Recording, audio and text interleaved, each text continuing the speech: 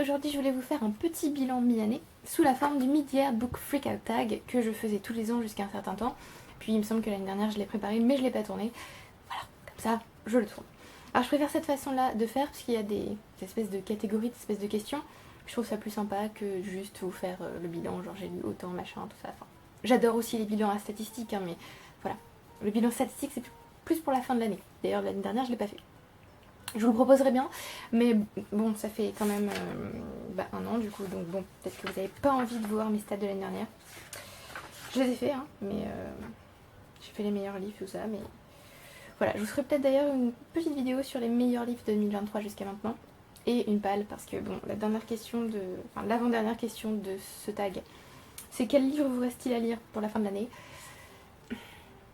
Voilà, ma pale est assez conséquente, on va dire. Et puis je ne la respecte pas forcément, mais j'aime bien avoir tout un tas de possibilités. Mais vous avez l'habitude. Alors on va commencer tout de suite, sinon on va mettre 1000 ans. La première question, c'est quel est le meilleur livre jusqu'à maintenant? Bon alors, d'habitude j'arrive pas à en choisir un.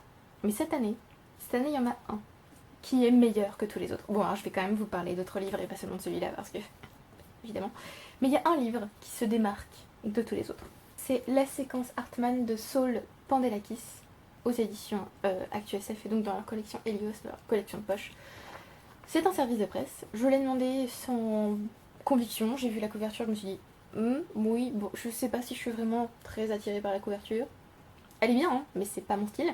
J'ai lu le résumé, je me suis dit oui, ok, pourquoi pas, tentons. J'ai vu la taille, je me suis dit bah non. Et puis finalement, je l'ai quand même demandé et mais j'ai bien fait en fait. Parce que j'avais déjà commencé d'autres livres. Et par curiosité, je me suis dit, bon, bah, comme c'est un service presse, j'ai un certain temps pour le lire. Donc je vais commencer, je vais lire la première page.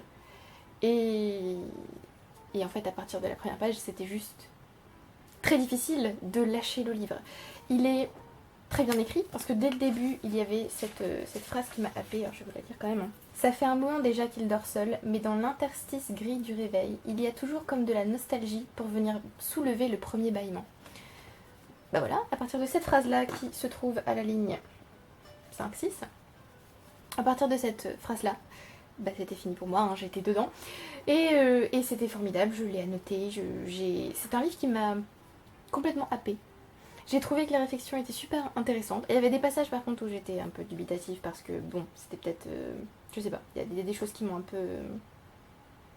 pas rebutée, mais qui m'ont laissé sceptique en tout cas. Alors la réflexion sur l'IA, il y a aussi une réflexion sur la mort des IA justement, ou des intelligences artificielles. C'était juste incroyable. Ce livre était juste incroyable. Il est gros, puisqu'il fait... Mishka vient d'arriver. Il fait 623 pages, donc bon, c'est pas un petit livre. Hein. Bon, mon lapin. C'est pas un petit livre du coup, mais il était tellement prenant. C'était tellement... Oui, en fait, on en apprend plus sur le monde, puisque là, on est dans le futur. Hein, la Terre est devenue pratiquement inhabitable. Donc, on a un mélange entre êtres humains et intelligence artificielle sur Terre. Et il y a une espèce d'opposition d'ailleurs entre les deux. Enfin, je vais pas trop en dire, mais c'est pas vraiment une opposition. Vous verrez en le lisant, parce que je suis sûre que vous allez le lire, n'est-ce pas? Et en fait, on va suivre deux personnages. Un qui est toujours sur Terre, et un qui est sur un vaisseau qui part dans l'espace pour trouver une autre planète pour l'espèce humaine. C'est incroyable. Je sais pas trop quoi vous dire de plus, juste c'était incroyable. C'était fou. J'ai pleuré à un moment donné, hein, parce que tous les meilleurs livres me font pleurer, évidemment. Il y a aussi des passages sur ce qui s'est passé, enfin comment on en est arrivé là en fait sur Terre, ce qui était super intéressant d'ailleurs. Et voilà. Que vous dire de plus à part lisez-le parce qu'il est formidable. Ah oui, j'ai noté que l'écriture, parce que du coup l'écriture je la trouve vraiment vraiment très très bonne, elle est à la fois poétique parfois, à la fois crue parfois, et les dialogues font authentiques, c'est-à-dire que les personnes, enfin des gens pourraient parler comme ça en fait, c'est pas guindé ou solennel ou écrit un peu littérairement, vraiment on a l'impression d'y être, donc c'était encore mieux. Oui, j'avais noté que c'était aussi politique et que la diversité n'était pas forcée. Mais parce que aussi ce qui m'a un peu fait peur en lisant le résumé, c'est qu'on mentionne par deux fois que les personnages sont transgenres. C'est génial parce que c'est inclusif, Mais en fait j'ai l'impression, et ça m'agace beaucoup, que quand on vend un livre comme ça, c'est un peu pour dire oh, regardez, c'est inclusif, achetez-le.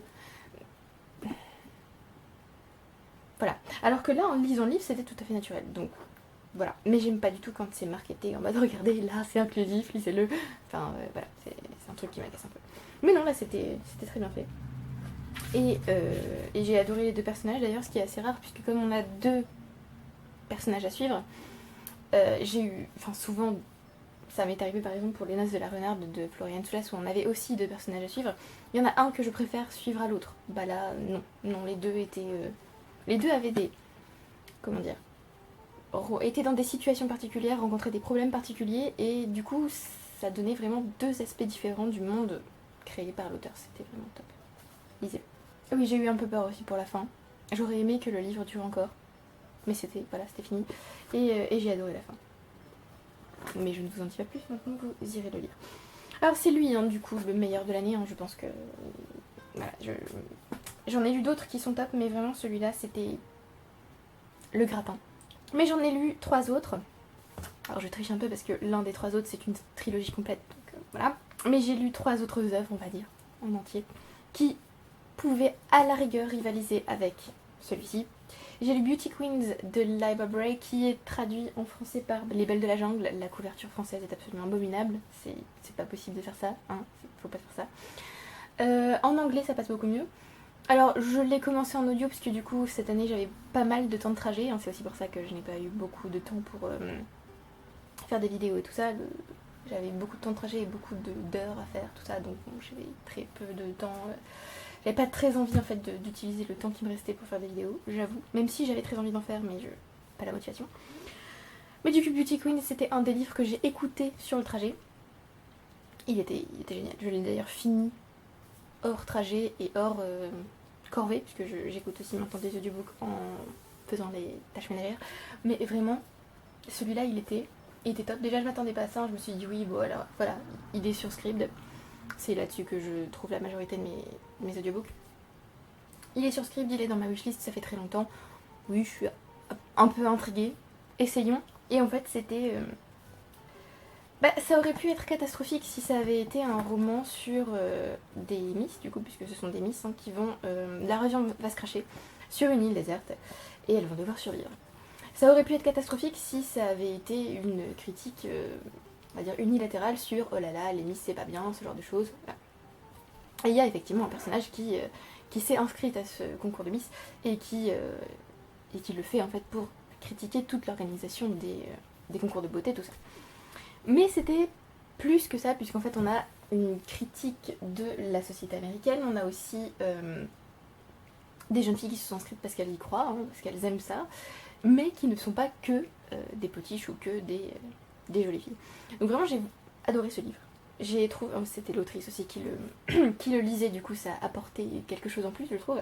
Et il y avait à la fin, parce que du coup c'était pas juste oh là là les concours de beauté c'est pas bien. C'était vraiment plus une critique plus fouillée, une réflexion plus recherchée, ce que j'apprécie toujours. Et à la fin on a une espèce d'intervention de l'autrice qui parle en fait de son processus d'écriture et c'était incroyable. Et à la toute fin on l'entend rire et je sais pas, étrangement ça m'a fait du bien, je sais pas pourquoi. Mais oui voilà, c'était vraiment un livre top. D'ailleurs j'ai créé une liste sur Scribd, les lectures doudou. Dedans il y a Murderbot, il y a les premiers October Day de Sean Maguire et il y a Beauty Queens parce que vraiment si j'ai besoin un jour d'un audiobook doudou, je pense que je piocherai dans ces trois là, dans les deux séries et celui-là. Voilà, je pensais que ce serait une lecture un peu légère, non prise de tête, c'était un peu ça, hein. Mais c'est aussi un peu plus que ça, ce qui fait que du coup il atteint l'étagère les meilleurs livres de l'année. J'ai aussi lu Annihilation de Jeff Vandermeer qui, il me semble, s'appelle aussi comme ça. Oui, il s'appelle pareil en français. Je l'ai lu par curiosité et parce qu'une amie l'avait adoré. Et donc je me suis dit que j'allais tenter. Parce que pourquoi pas. Alors je trouve la couverture assez intrigante et en même temps elle fait légèrement flipper parce qu'on s'attend à tout et n'importe quoi et c'est un petit peu le cas. Alors c'est un livre assez spécial, Annihilation, hein, c'est quelque chose de très, j'allais dire expérimental, mais pas vraiment. Je crois que c'est classé dans la weird fiction C'est pas de la fantasy, c'est de la science-fiction.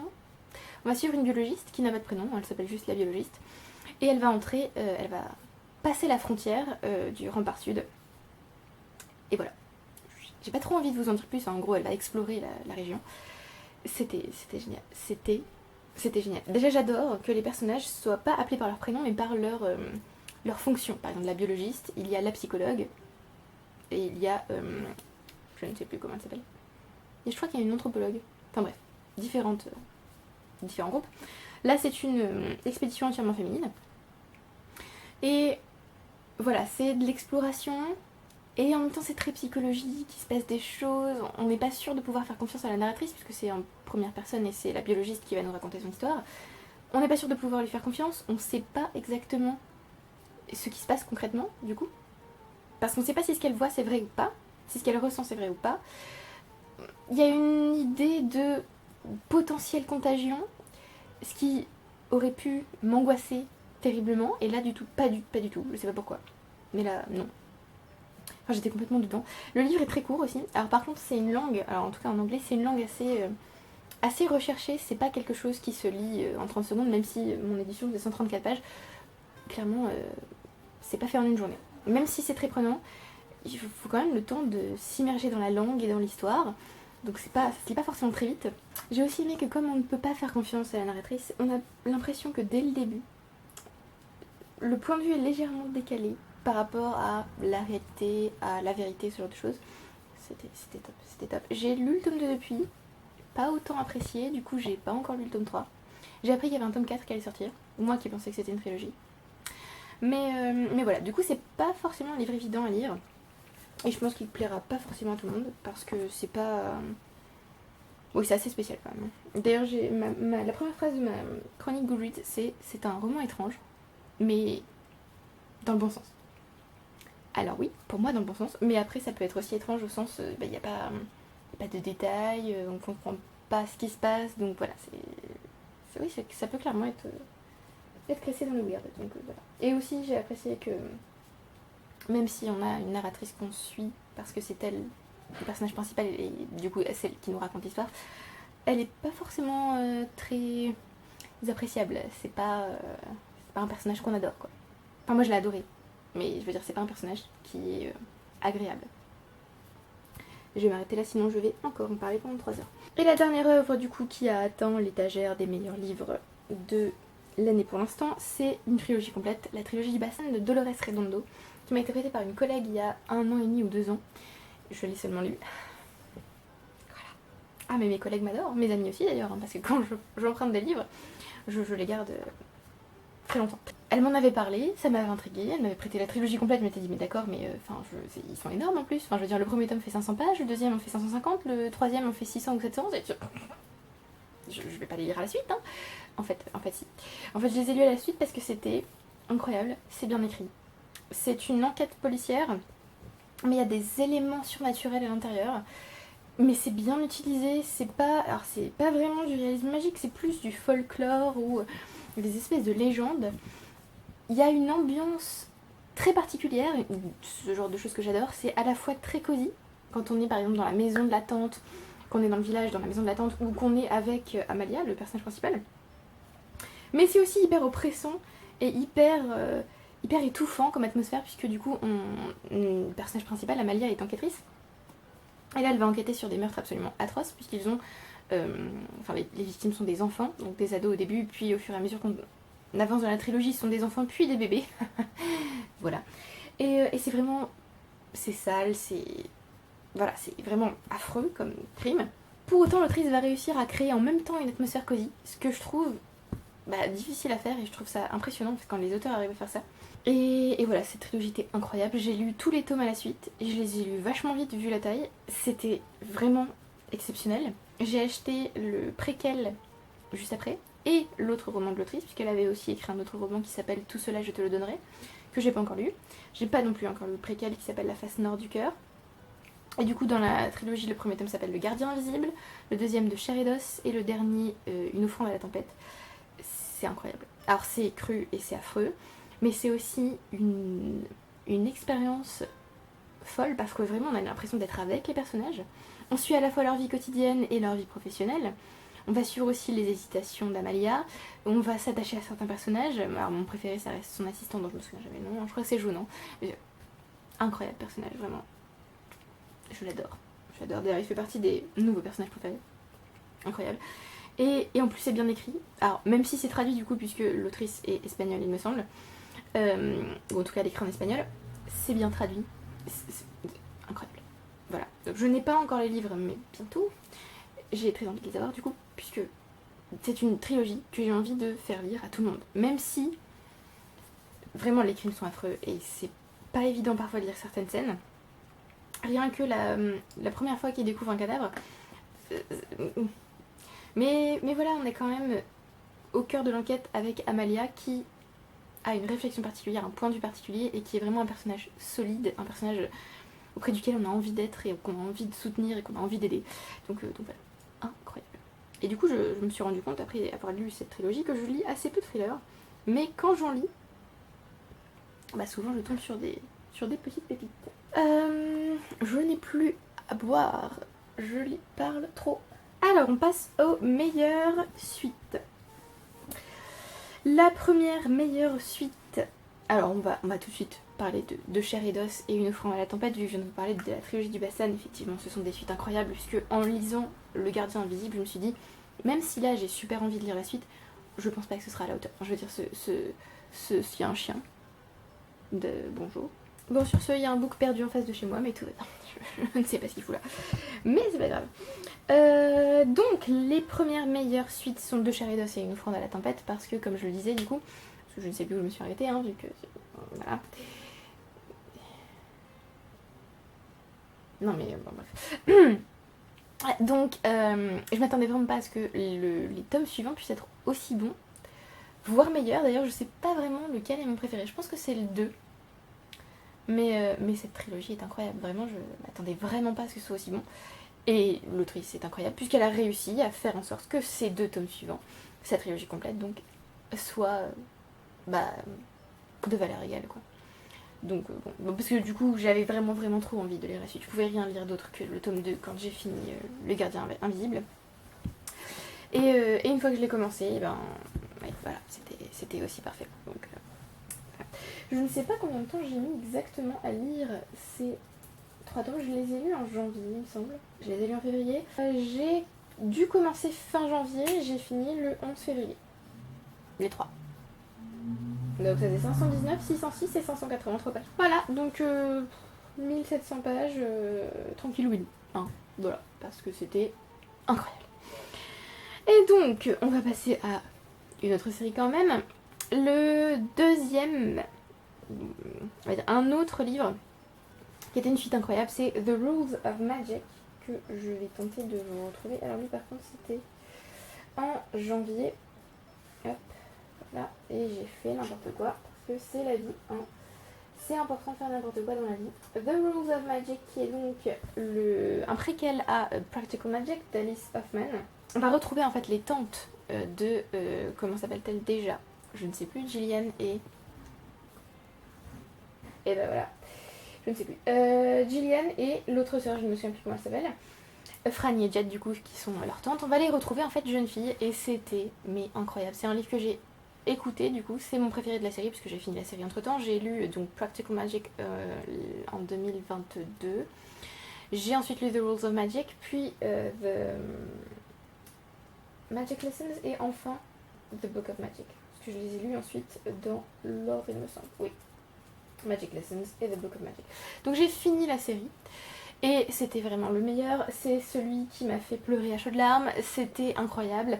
Alors dans Practical Magic on va te suivre, du coup je me souviens pas leur nom, ça va m'énerver, il faut que je les retrouve sinon ça va me saouler. Donc dans Practical Magic on va suivre Gillian et Sally qui sont des... Alors je crois qu'elles sont adultes quand on les retrouve Oui, elles sont adultes.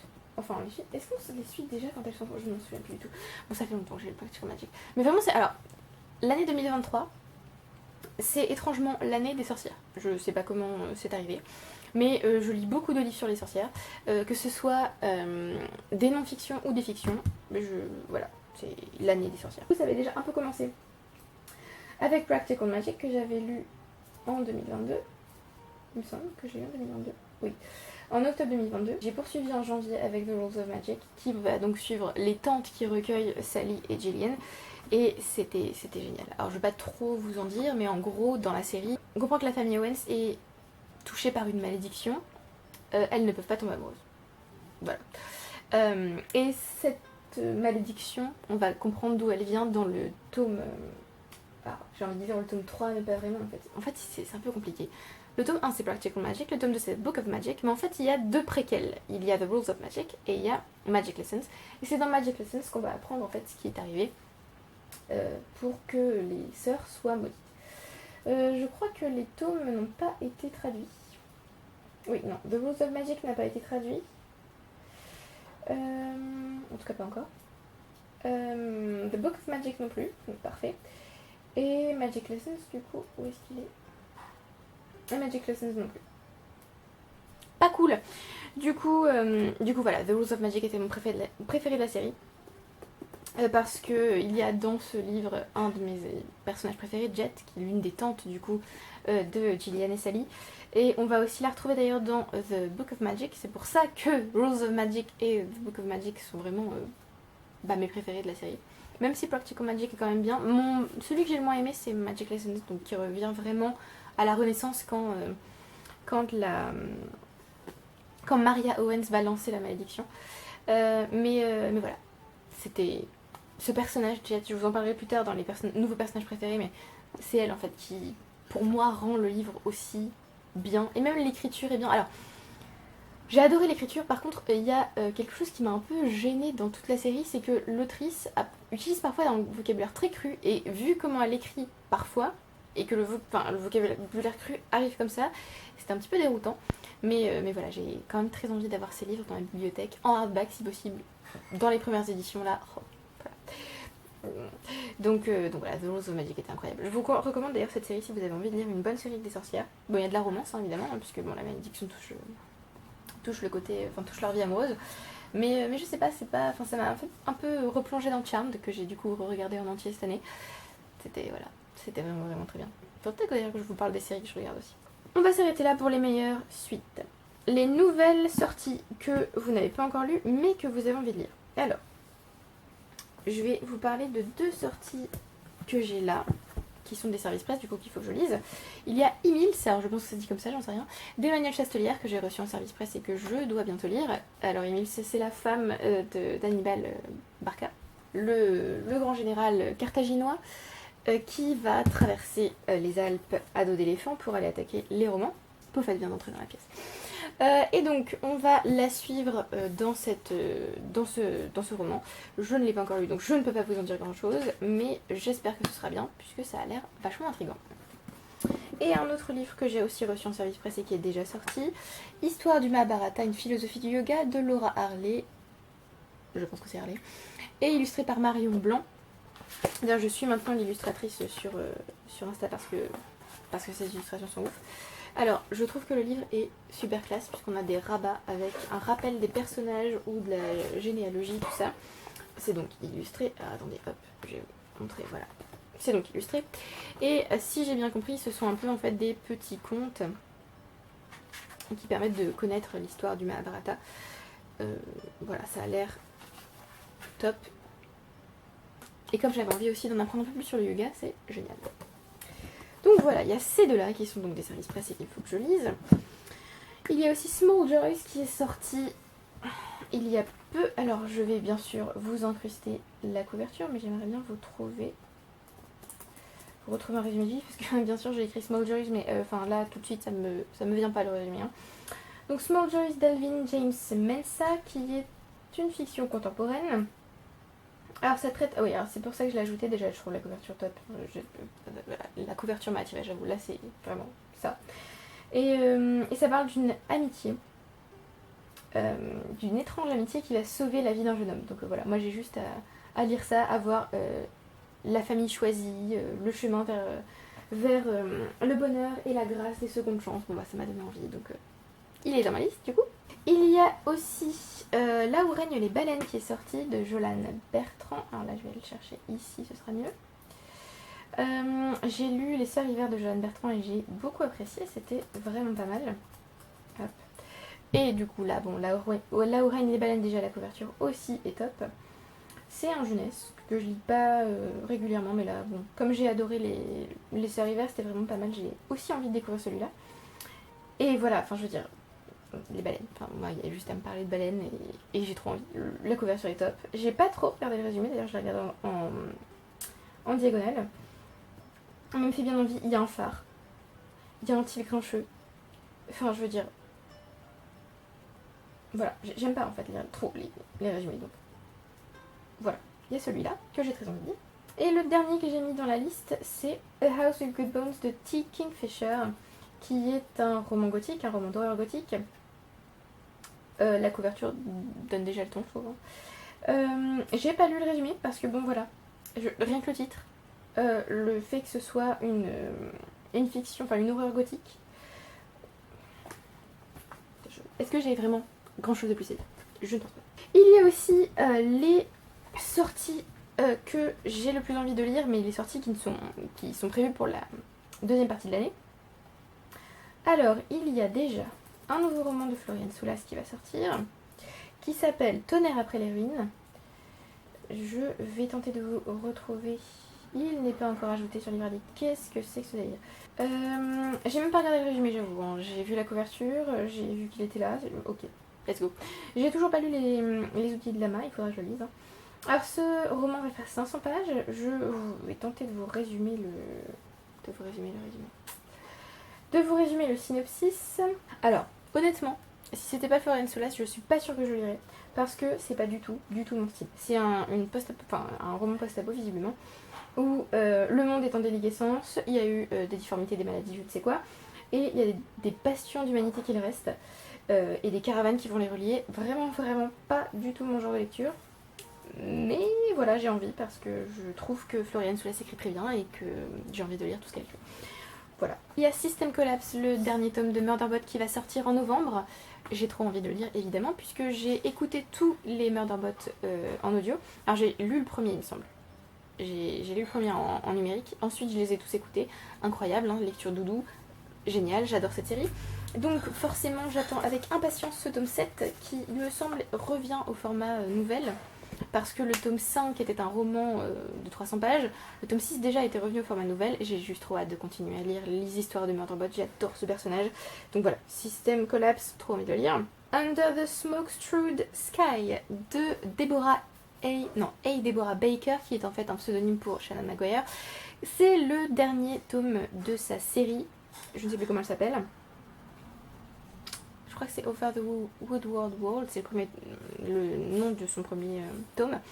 C'est une série jeunesse qui suit des enfants qui ont escaladé un mur et qui se sont retrouvés dans un autre monde.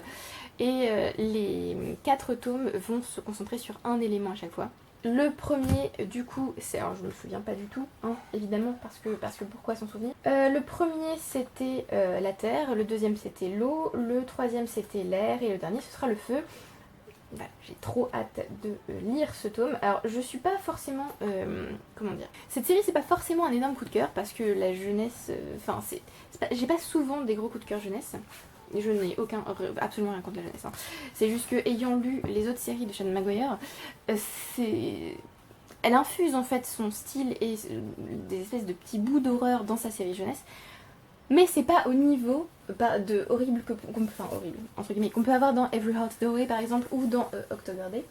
Du coup, voilà, c'est une série que j'aime bien écouter, mais c'est pas forcément un coup de cœur immense.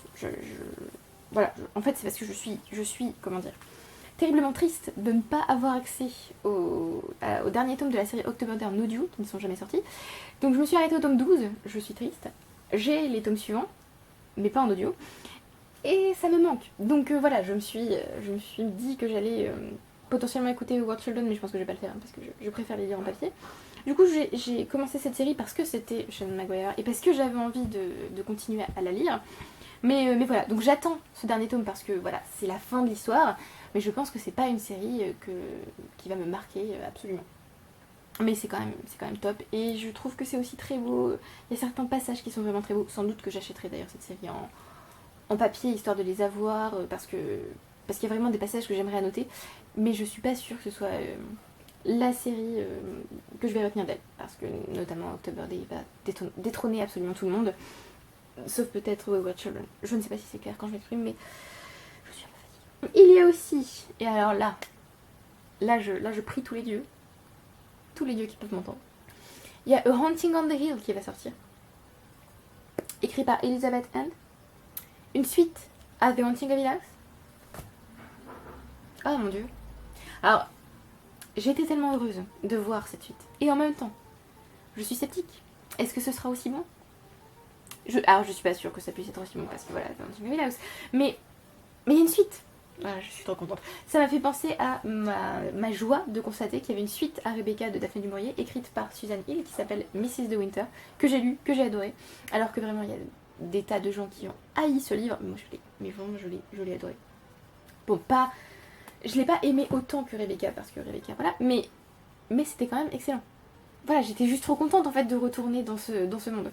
Et là, j'ai trop hâte, Je sais pas ce que ça va donner.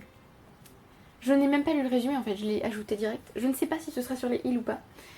Ou si ce sera, je ne sais pas si ce sera la suite ou avant ou je ne sais quoi. Ou expliquer comment la hantise a commencé. Mais j'ai tellement hâte de lire ce livre. Je pense d'ailleurs que je vais le précommander parce que j'ai juste trop envie d'avoir mes mains dessus et de le lire pour l'automne. J'espère qu'il sort en automne. Je n'ai même pas regardé quand il sortait. Mais j'espère qu'il sort en automne puisque, bah mon dieu, ça va être formidable. Ah, la couverture, je suis pas... Enfin, j'aime bien. Voilà, le 3 octobre 2023, mais tellement. Je vais tellement le précommander pour l'avoir pour Halloween. Oh là là là là, ça va être formidable. Alors je vais du coup regarder, ça se passe à peu près quand. Je vois The Witch of Edmonton. Oui, d'accord. Non, je ne sais pas. J'ai pas envie de lire le résumé, je verrai. Je sais pas ce que ça donne. Il va sortir en audio, mais je vais clairement le lire en papier parce que ce livre le mérite, j'espère. Et le dernier que j'ai noté, c'est The Best of Catherine M. Valente, qui est un recueil des fictions courtes de Catherine M. Valente, que je n'ai pas encore lu, mais je sais pas pourquoi. J'ai l'impression que c'est une autrice que je vais adorer. J'ai rien lu d'elle encore, hein, voilà. Mais alors j'aime bien la couverture, je crois qu'il y a des chats dessus. Je vais vérifier, mais je crois qu'il y a des chats. Et j'ai juste trop envie de la découvrir. Et je me dis, je sais pas pourquoi je me dis que ça peut être sympa en fait de la découvrir grâce à... Oui, il y a des chats. Grâce à ces fictions courtes. Voilà. Ah, il y a une variante de la couverture avec des chiens, mais je préfère celle avec des chats quand même. Alors c'est le premier tome, ce qui sous-entend qu'il va y en avoir d'autres. Trop bien. Et voilà. Et je vais m'arrêter là pour l'instant. Oh mon dieu. Alors sachez que je suis assise par terre, ce n'est pas du tout confortable, mais je le fais pour vous. Alors on passe ensuite aux grosses déceptions de l'année. Alors il y en a 3. Oh. Alors la première, non c'est pas celle-là du tout, ça c'est pas du tout une déception. La première c'est H de Laurent Binet, c'est le premier livre que j'ai fini cette année. Et si c'est une déception, c'est parce que je m'attendais à apprendre des choses, évidemment. Alors, j'en ai appris, hein. Mais en fait, c'était écrit de manière très étrange, puisque l'auteur est un personnage du roman, en fait. Il nous raconte clairement l'histoire. Du coup, c'est un roman et en même temps pas vraiment. Ça m'a un peu fait penser à Una et Salinger de Beck BD, que j'ai détesté parce que l'auteur se met en scène et que j'ai détesté ça. Voilà, enfin juste non, c'est non. Et ça m'a beaucoup agacé. Alors je l'ai fini parce que je voulais connaître la fin, mais non. Voilà. Je crois que je n'ai pas encore regardé le film, mais je vais le regarder. Est-ce que je l'ai regardé ou pas? J'ai l'impression de l'avoir regardé. Je sais pas pourquoi j'ai... Je sais pas pourquoi j'ai l'impression... Oui, je crois que je l'ai regardé. Ouais, c'est qui m'a pas... Oui, si, je l'ai regardé. Oui, d'ailleurs, ils ont changé la fin. Mais voilà, j'ai été déçue. J'ai appris des choses, mais c'est le format, en fait, la façon... Oui, dont l'auteur s'est mis en scène qui m'a vraiment déplu. Et puis les commentaires, parfois, j'étais là, mais pourquoi enfin, bon, voilà. Ouais, je sais pas, il y avait une espèce d'appropriation de la part de l'auteur que j'ai vraiment pas apprécié. Bon, mais j'ai appris des choses, donc ça allait. J'ai fini enfin Le nom de la rose d'Umberto Eco. Alors si c'est une déception, c'est parce que je m'attendais à adorer ce livre, hein. D'ailleurs quand je l'ai commencé, je l'ai annoté, c'était vraiment bien, voilà. Et en fait, plus j'y avançais, plus je me suis dit, mais alors, le personnage principal... Enfin non, pas le personnage principal, si un peu, bon, un des personnages principaux, parle en latin régulièrement et ce n'est pas traduit. C'est-à-dire qu'on a des des phrases entières en latin, ou des bouts de phrases en latin, qui ne sont pas traduites. C'est-à-dire qu'il n'y a même pas en dessous de notes pour nous dire ce que ça veut dire. Alors, comment dire? Non, en fait. Ça m'a beaucoup agacée. Alors, par ailleurs, j'enseigne le latin. Hein. C'est pas pour autant que je suis bilingue. Hein. Donc, c'était vraiment, vraiment pas agréable pour moi, en tout cas. J'ai trouvé que ça donnait vraiment pas envie, en fait. Et pour autant, il y avait des choses vraiment pas mal. Donc voilà, en fait, j'aurais pu clairement beaucoup aimer ce livre. Mais il était trop long. L'action est concentrée juste sur la fin. Non, enfin, voilà. Je suis très déçue par ce roman. Et je suis triste un peu d'être déçue parce que, Umberto Eco quand même, enfin, voilà. Je lirai bien sûr d'autres livres de lui. Je n'ai pas encore regardé le film par contre, je vais le regarder. Mais voilà, très déçue par celui-là. J'espère que dans les autres romans, du coup, il n'y a pas des citations latines toutes les 5 secondes parce que ça m'agace beaucoup. Et la dernière déception, c'est Discount Armageddon de Shannon Maguire. Ça peut paraître être une surprise, c'est le premier tome d'Incrypted, donc une série d'urban fantasy on va dire. Et alors si j'ai eu beaucoup de mal avec ce livre, c'est à cause de la romance. Voilà. Alors, je m'étais dit en fait quand j'ai fini October Day en audio, je me suis dit bon, qu'est-ce que je vais faire de ma vie parce que October Day c'est merveilleux. Hein, et donc je passais tous mes trajets pro avec ces audiobooks. Et quand je n'en ai plus, je me suis dit mais qu'est-ce que je vais faire? Voilà, j'étais un peu perdue parce que c'était vraiment formidable et que j'avais juste envie de continuer à écouter. Et donc je me suis dit je vais tenter d'écouter une autre série de Shannon Maguire. Il y avait justement le début d'Incrypted. Alors les prémices ont l'air top puisque c'est une jeune femme qui appartient à une famille qui doit chasser des cryptides et en même temps les aider. Trop bien. Je me suis dit il va y avoir des créatures, ça va être sympa, voilà. Et alors effectivement il y a des créatures, ce qui est vraiment cool, parce que du coup l'univers est vraiment top je trouve. Mais par contre, j'ai vraiment eu beaucoup de mal avec le fait que voilà, il y a un personnage masculin qui arrive et forcément il va y avoir une histoire entre le personnage masculin et l'héroïne et oh non. Oh il y avait des scènes, c'était gênant. Et voilà. Voilà, du coup j'ai eu beaucoup de mal, hein. Mais je pense que je vais continuer la série. Juste, bon, je saurais à quoi m'attendre niveau romance, mais oh là là, c'était... Bon, voilà. Il y a aussi un petit peu ça dans October Day, mais vraiment pas de la même façon. C'est pas aussi prononcé et c'est pas aussi gênant, parce que vraiment, je trouvais qu'il y avait des scènes vraiment gênantes. Non, mais il y avait des scènes... Il me semble qu'il y avait des scènes sexuelles, et moi j'étais là, mais non, j'ai pas envie de dire ça, en fait. Donc voilà. Mais du coup, par contre, l'univers est intéressant, et j'ai quand même envie de connaître la suite. Mais bon, ce sera pas pour tout de suite. Les plus grosses surprises de l'année, bon c'est la trilogie du Bastan, hein, parce que carrément je ne m'attendais tellement pas à adorer cette trilogie, et aussi Beauty Queens de Labour Bray, parce que je m'attendais vraiment pas à adorer cet audiobook, hein, puisque je l'ai vraiment commencé en me disant, oui bon voilà, il est dans ma wishlist, ça fera un roman que j'avais envie de lire, vite fait, je vais le lire en conduisant, et voilà, ça passera comme ça. Voilà, c'était incroyable. Les nouveaux auteurs préférés, sans surprise, Alice Hoffman et Dolores Redondo. Je peux pas mettre Shannon Maguire parce que je l'ai surtout lu l'année dernière et je l'avais déjà lu avant. Donc c'est pas une nouvelle autrice préférée. Mais alors Alice Hoffman et Dolores Redondo, clairement, c'est... J'ai envie de lire tout ce qu'Alice Hoffman a écrit. J'ai envie de lire tout ce que Dolores Redondo a écrit. Je considère donc que ce sont de nouvelles autrices préférées. Le nouveau crush, j'ai pas de crush en fait. Donc voilà. Nouveau personnage préféré, Jet dans la série Practical Magic. Vraiment, je vous conseille cette série. Alors, comme je vous l'ai dit, il y a de la romance et c'est... voilà, c'est pas... c'est plus...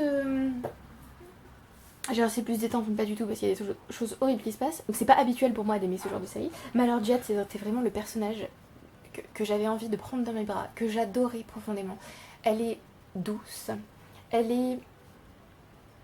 c'est pas qu'elle est parfaite, mais elle est... Quand on la rencontre, quand elle est jeune, elle est à la fois douce et un peu rebelle, mais quand elle est adulte, elle est calme, et oui, voilà, c'est juste, ce personnage est incroyable, j'avais envie de la prendre dans mes bras. Donc voilà. Et deuxième personnage préféré, Jonan, du coup, dans la trilogie du Bastan, qui est un pilier pour le personnage principal, Amalia, qui l'aide énormément, qui est... alors c'est pas forcément un doudou, mais oui, voilà, c'est plus un pilier, un vrai soutien, un personnage qu'on a envie d'avoir près de soi, en fait. Et je vais pas en dire plus parce que sinon je risque de vous spoiler. Les livres qui m'ont fait pleurer. Bon alors je crois que j'ai pleuré en lisant le dernier tome de la trilogie du Bastan, mais bon c'est pas vraiment étonnant puisque voilà, c'est la fin de la série et en fait tout ce qui s'est passé dans les deux premiers tomes et dans ce tome 3 à la fin vont voilà, former une espèce de puzzle parfait et super émouvant. Donc voilà, forcément j'ai pleuré. Oh mon dieu, il reste 3 minutes, je vais jamais y arriver. J'ai aussi pleuré en lisant The Book of Magic, donc le dernier tome de Practical Magic, la série d'Alice Hoffman, parce qu'il se passe, il y a des personnages qui meurent, et c'était dur parce qu'on les suit du coup depuis 3 tomes, parce qu'ils apparaissent dans Practical Magic et dans The Rules of Magic. Ou alors en tout cas ils sont apparus dans le premier tome, et c'était vraiment dur de les voir mourir, et puis c'était émouvant, c'était le dernier tome d'une série que j'avais beaucoup aimé, donc forcément c'était les grandes eaux. Hein. Pareil dans The Rules of Magic, j'ai aussi pleuré parce qu'il se passe une chose. Il se passe notamment, il y a une scène, je me souviens, j'étais en train de conduire, il y avait une scène qui était juste atroce et que j'étais obligée du coup d'écouter pendant que je conduisais parce que je pouvais pas l'arrêter. C'était horrible. C'était horrible. C'était... Encore maintenant là. Voilà. Mais c'était juste affreux. J'ai aussi pleuré en lisant du coup la séquence Hartman, hein, puisqu'il y a plusieurs scènes qui sont, voilà, bah, justement il y en a une là avec les petits cœurs brisés là, c'était dur, il y avait des choses vraiment dures, notamment en ce qui concerne, c'est encore la mort, hein, mais c'est en ce qui concerne la perte, l'amitié, enfin voilà, c'était pas évident. J'ai aussi pleuré en lisant Mémoire de la forêt, le tome 1, les souvenirs de Ferdinand Taupe de Michael Brun Arnaud. J'ai le tome 2 et le tome 3 va sortir en novembre. Je vais évidemment l'acheter pour le lire en décembre, je veux dire, voilà. Puisque le tome 3 fait clairement hiver, je vais pas mettre la couverture là, mais je veux dire, voilà. Le tome 2 fait très automne, donc je vais essayer de me le garder pour l'automne et pas de le lire cet été. Celui-là, je l'ai lu parce qu'il est finaliste pour le PLIB. Et, enfin, je veux dire, ça parle de souvenirs, ça parle de personnes âgées qui vont peu à peu perdre ces souvenirs.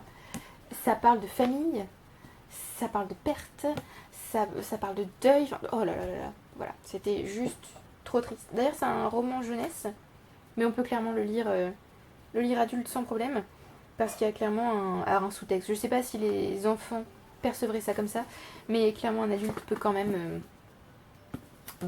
se retrouver avec comment dire, toutes ces émotions d'un coup et pleurer devant ça. Ainsi. Et ce livre est illustré d'ailleurs. Alors je vais essayer de pas vous montrer des trucs qui vous spoilent, ce serait dommage, mais voilà. Non, c'était là, hop. Voilà, j'ai beaucoup aimé. Et qu'est-ce qui m'a fait pleurer d'autre? Le Chant des Géants de David Brie, puisque du coup comme on parle du PLIB, David Brie était aussi au PLIB. Alors le Mémoire de la forêt c'est dans la catégorie jeunesse IA, et le Chant des Géants c'est dans la catégorie adulte. J'ai beaucoup de mal à entrer dans le Chant des Géants.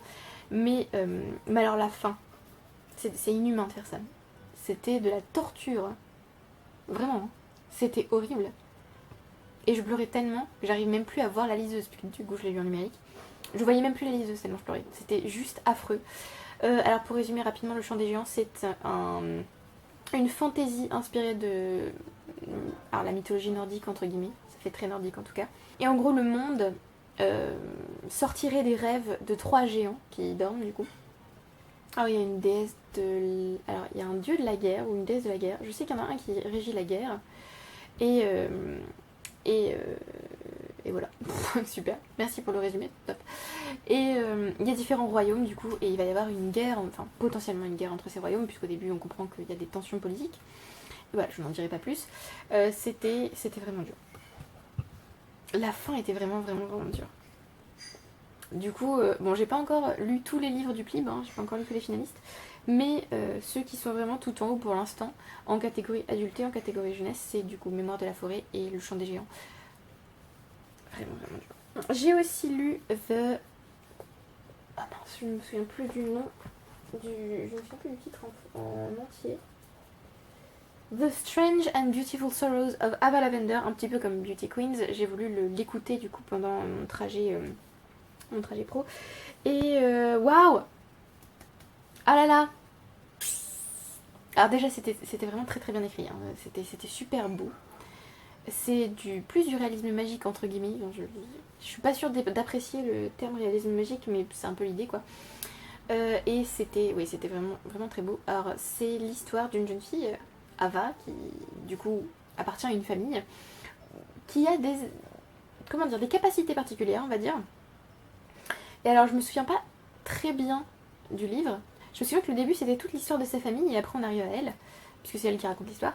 Et il me semble que c'est elle qui raconte l'histoire. Ouais. Et après on arrive du coup sur elle et son histoire, tout ça. C'était assez affreux, il y avait des scènes vraiment horribles à lire, notamment une scène en particulier, vers la fin. Je pense que c'est elle qui m'a fait pleurer, et la fin, la toute fin aussi, m'a fait pleurer. Et c'était vraiment très très beau. En fait, je me souviens pas vraiment de détails, mais je me souviens d'une espèce d'impression, d'un nuage de poésie en fait dans ce livre. Du coup, j'ai aussi très envie de l'avoir en physique, du coup, pour pouvoir le refeuilleter, le relire, l'annoter. Vraiment très très beau. Bah, un peu particulier aussi, parce que du coup, c'est un petit peu comme Alice Hoffman, on a quand même des moments où même si l'écriture est très poétique, l'autrice va utiliser des mots hyper crus et on va être là mais pourquoi? Il y a aussi une réflexion sur les apparences, tout ça, enfin c'était vraiment mais voilà, c'était aussi dur comme lecture. Et enfin le dernier qui m'a fait pleurer c'est La Chambre des Merveilles de Julien Sandrel, que c'est l'auteur, oui, voilà. Je n'avais pas forcément l'intention de lire ce livre dans ma vie, hein, parce que je l'avais vu passer, mais bon, souvent quand les livres sont des best-sellers ou ce genre de choses, étrangement je ne suis pas du tout attirée. Voilà, l'esprit de contradiction. Mais j'ai une amie à qui je parlais du coup de certaines choses qui m'a dit je pense que tu devrais lire ce livre, il t'aidera. Et donc elle me l'a prêté d'office. Et c'est l'histoire d'une maman qui s'appelle je ne sais plus comment, parce que la mémoire des noms, hein, voilà. Je sais pas si c'est la vieillesse ou quoi, mais j'oublie beaucoup les noms des personnages. Elle s'appelle Thelma, voilà, pourtant je peux me souvenir. Elle s'appelle Thelma, elle a un fils qui s'appelle Louis. Il a 12 ans et en fait il va avoir un accident. Et il va se retrouver dans le coma potentiellement, il va mourir et elle va décider de réaliser les rêves de son fils pour lui. Déjà rien que ça, on s'est dit oh, ok. Mais alors il y a des moments particuliers, pas particulièrement émouvants, bah à la fin, voilà, c'est à la fin que j'ai pleuré évidemment. Mais voilà, c'était très beau. Et voilà, c'était une belle surprise aussi, d'ailleurs j'aurais pu le mettre dans les surprises. On s'arrête là pour les livres qui m'ont fait pleurer, hein, parce que voilà. Les livres qui m'ont fait rire ou qui m'ont rendue heureuse. Bah, La Chambre des Merveilles, étrangement, aussi m'a fait rire, en fait. Et m'a rendue heureuse. Puisqu'il y avait vraiment une réflexion particulière sur la séparation entre vie privée et vie professionnelle. Tout ça, c'était de beaux passages, on va dire. Qui m'a fait rire aussi The Kaiju Preservation Society, qui s'appelle la Société protectrice des Kaiju en français, de John Scalzi. Bah, c'était juste une lecture légère et drôle qui m'a fait passer un bon moment, c'était sympa. Je l'ai trouvé sur Scribd, je me suis dit allez c'est le moment, j'ai lu en une journée. Voilà, c'était vraiment léger, j'ai bien rigolé, c'était sympa. Et voilà, c'était sur les kaijus, c'est un personnage qui est perdu professionnellement, qui va se retrouver intégré à cette société protectrice des kaijus et c'était voilà, c'était tiré par les cheveux entre guillemets, enfin voilà, c'était juste léger, fun et voilà, c'était sympa. Il fait partie d'ailleurs de mes meilleures lectures de l'année, hein, parce que bah, j'ai adoré, j'ai passé un super moment, donc voilà. Et un livre qui m'a fait rire et qui m'a rendue heureuse, Beauty Queens aussi de Library. Je me rends compte qu'il est beaucoup cité ce livre. Mais oui, juste comme je vous disais à la fin, on entend l'autrice rire, on a une petite interview sur comment le livre s'est fait. On a aussi du coup au cœur du livre, j'en ai pas vraiment parlé quand j'en ai parlé tout à l'heure, mais on a vraiment ce groupe de filles. Alors il va y avoir des tensions et des rivalités, mais il va aussi y avoir de vraies amitiés qui vont se former. Il y a aussi un personnage qui passe un peu pour la cruche de service, qui j'ai trouvé était très très émouvant. Donc voilà, j'ai adoré ce livre. D'ailleurs j'ai pas pleuré en lisant ce livre, mais j'ai pas mal ri et ça m'a vraiment rendue heureuse. Donc pour le coup, il rentre parfaitement dans cette catégorie. Les plus beaux livres que vous avez acquis, alors j'ai pris à côté de moi. Alors j'ai d'abord Jacob's Room de Virginia Woolf, j'adore ces éditions Vintage Classics, hein, je vous en parle souvent. Vintage Classics avec la tranche rouge, mais je trouve que pour cette autrice là, les couvertures sont simples mais efficaces. Enfin moi j'adore. Voilà. Je trouve que c'est une des plus belles que j'ai acquis cette année. Voilà, il n'y a pas grand chose d'autre à dire. J'ai d'ailleurs lu, je crois que je l'ai fini cette année, un roman de Virginia Woolf, Into the Lighthouse. To the Lighthouse. C'est incroyable de lire Virginia Woolf et de galérer à finir un livre aussi petit, d'avoir une écriture aussi dense, aussi compacte, aussi incroyable et d'adorer le livre tout en se disant mais mon dieu mais je vais jamais réussir à le finir. C'était la magie de Virginia Woolf. Certains détestent, hein, je comprends tout à fait, mais j'adore. J'ai aussi acquis La Ville sans vent d'Éléonore de Villepoix que j'ai rencontré aux Imaginales et du coup voilà, il est là, je trouve que c'est un des plus beaux livres que j'ai acheté cette année. Du coup bah voilà, vous avez aussi le tome 2 que j'avais déjà mais voilà, c'est le tome 1 que j'ai acheté cette année. Hyper beau je trouve, j'adore. On a aussi tous les actes de colloque des Imaginales qui je trouve sont vraiment topissimes. Je pense que mon préféré c'est Fantasy et Histoire parce que voilà, mais j'aime particulièrement aussi Fantasy et Média grâce à la petite licorne sur le micro qui je trouve voilà est top.